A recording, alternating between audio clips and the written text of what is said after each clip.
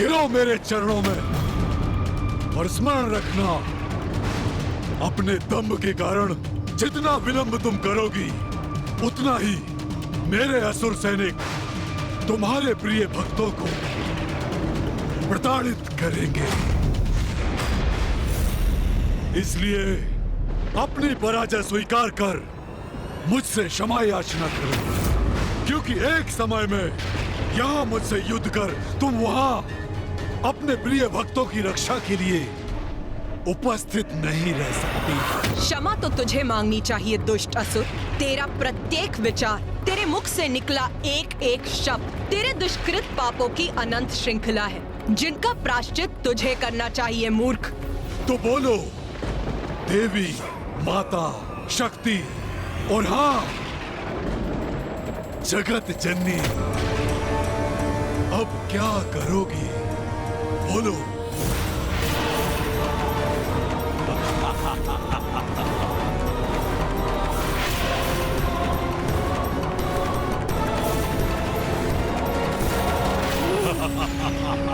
माँ, आपकी इस दुविधा में आपकी सहायता कैसे करूं? यदि मुझे इसका तनिक भी संकेत प्राप्त हो तो मैं अविलंब प्रस्तुत हो जाऊं। माँ, हम आपकी सहायता के लिए यदि अपनी शक्तियों का प्रयोग कर सकते तो अवश्य करते माँ। अब समय आ गया है कि त्रिदेवों और देवताओं के भीतर निहित नारी शक्ति प्रत्यक्ष रूप में प्रकट हो और शुंभ के भीतर छिपी नारी शक्ति भी बाहर आने पर विवश हो जाए, जिससे शुंभ और निशुंभ का वध हो सके और संसार इन दुष्टों के आतंक, दुराचार और अत्याचार से मुक्त हो जाए। नारी शक्ति, अब स्मरण हो आया मुझे। माँ तो मुझे पूर्व में ही सब कुछ स्पष्ट बता चुकी है। तुमने उचित समझा पुत्र गणेश। मैंने जो दायित्व तुम्हें सौंपा था, अब उसे पूर्ण करने का समय आ गया है। भैया, मुझे ज्ञात है हम माँ की सहायता कैसे कर सकते हैं। तो इसमें विलंब कैसा गणेश? हमें शीघ्र बताओ। उचित है भैया। माँ का सहायक बनने के लिए हम सभी को अपनी शक्ति अर्थात अपने भीतर छिपी स्त्री शक्ति का आवाहन करना होगा।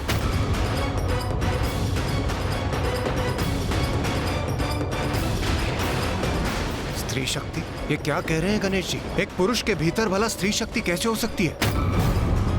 शुंभ निशुंभ का वध करने के लिए ये आवश्यक है। आपको उसका वरदान ज्ञात है ना भैया? उस वरदान को निष्फल करने के लिए हम सभी को अपने भीतर की नारी और उसकी शक्ति को जागृत करना होगा, तभी हम इन असुरों के वध में सहायक बनेंगे। हाँ अनुज, स्मरण हो आया मुझे। माँ ने कहा था कि समय आने पर देवों द्वारा आवाहन की गई उनकी भीतर की स्त्री शक्ति ही इस युद्ध में प्रमुख भूमिका निभाएगी। किंतु हम देव तो अपने पुरुष रूप में ही असुरों का संहार करने में सक्षम हैं। फिर हमें नारी रूप धारण करने की क्या आवश्यकता है? क्योंकि शुंभ निशुंभ के साथ ये महायुद्ध इसलिए हुआ है कि वो नारी को पुरुष से निम्न मानकर उसका अपमान करते हैं। हम यदि पुरुष रूप में माँ के सहायक बने तो शुंभ निशुंभ का ये विश्वास प्रमाणित होगा कि नारी शक्तिहीन है, अबला है, जो सर्वथा अनुचित है। माँ तो स्वयं जगत जननी है, उन्हें हमारी सहायता की आवश्यकता नहीं। शुंभ ने उनके भक्तों को संकट में डाला है, जिसका परिणाम तो वो अवश्य भुगतेगा।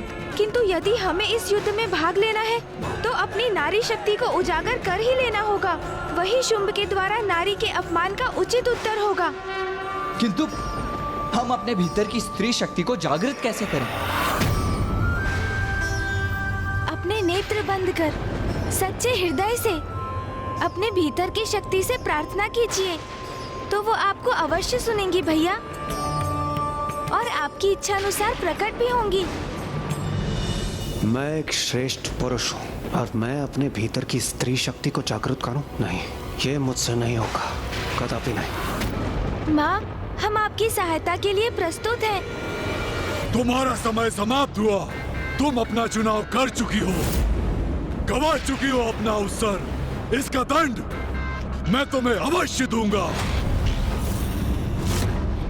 अब तुम्हारे होते हुए भी मैं करूंगा तुम्हारे भक्तों का अंत। और तुम मुझे रोकने के लिए कुछ भी नहीं कर पाओगी मायावनी, क्योंकि तुम्हारी जैसी अबला नारी में मुझ जैसे शक्तिशाली और सामर्थ्यवान पुरुष से युद्ध करने का तो सामर्थ्य ही नहीं हो सकता जिसे स्वयं ब्रह्मदेव का वरदान प्राप्त हो। बस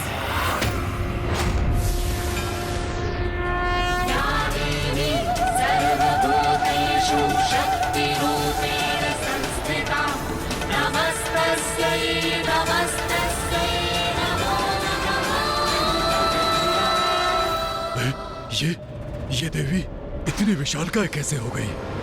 मूर्ख असुर, तुम कौन होते हो मुझे अवसर देने वाले?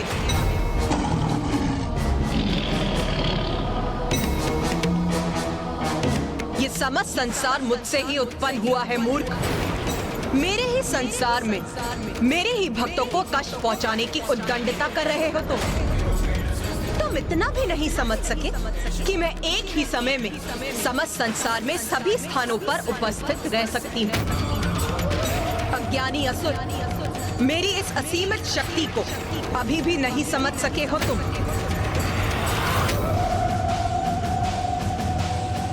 उचित है फिर, नारी शक्ति कितनी सबल है, नारी क्या कर सकती है, अब तुम्हें इसका परिचय देने का समय आ गया है।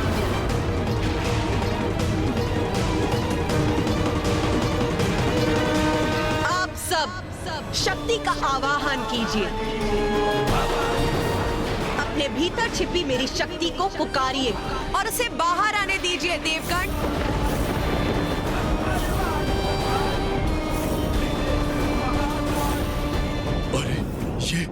ये किस शक्ति का आह्वान करवा रही है और किससे?